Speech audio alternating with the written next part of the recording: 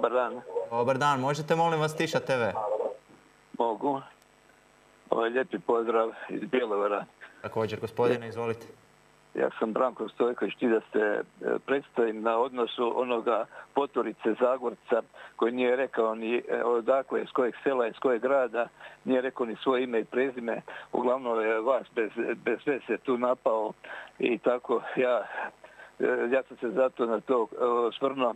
Samo bih htio reći tome Zagorcu da je Tuđman uvozio oružje 1991. godine iz Rusije.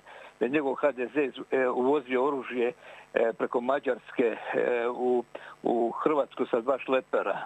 A to se sve lijepo zna, može se istražiti. Znači, da preko Mađarske su uvezli 2 šlepera, Boljkovac i general pokojni Martin Špegelj. Uvezli su oružje 2 šlepera i on priča nešto, vas okrivljuje, vas mladog čovjeka koji niste za ništa krivi. Htio sam odgovoriti tko je ruski čovjek u Hrvatskoj, Milanović ili netko drugi. Htio bih odgovoriti na to anketno pitanje. Samo ću kazati da za vrijeme predsjednika Milanovića, kad je bio premijer, odnosno predsjednik vlade Republike Hrvatske, da je slao hrvatske avione, helikoptere na remont u Rusiju. Sad, ja ga s time ne povezujem, ali danas je to nepoznanica zbog čega. Ja se ispričavam da vas prekinem, pričamo o migovima. Da, o migovima i helikopterima, da. Ja ako se dobro sjećam, samo da vas ispravim, možda sam u krivu, slani su na remont u Ukrajinu. Ma, to je bila Rusija tada. Mislim da je to, hoću to kazati da postoje danas dokazi. Znači, ako ukucate u Google fotografije, vidjet ćete da Kolinda Grabar-Kitarović, predsjednica je slika se sa Vladimirom Putinom. To možete naći. Znači, to nisu krivotvorene fotografije.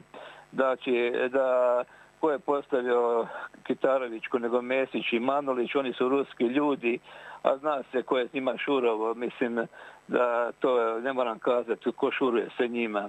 Da i Kadijević se sklonio u Rusiju, general jedna od Mesića, i da ove hrvatske banke po Hrvatskoj nisu slučajna i ova afera oko Agrokora što se tiče znači Rusije.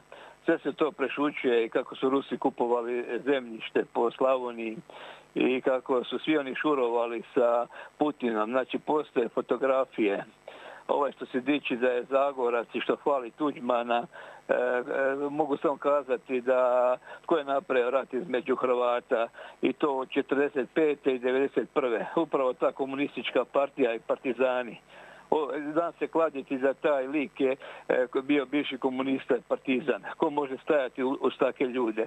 Eto, neću dužiti, samo ću još ovo kazati da su se svi oni sa Putinom susretali, i Trump, i Erdogan, i Merkelica, i Kolinda, i Vučić, i Macron, i Božo Kovačević, i Račan, i da je ne nabrajam, postala bi velika lista i tako dalje.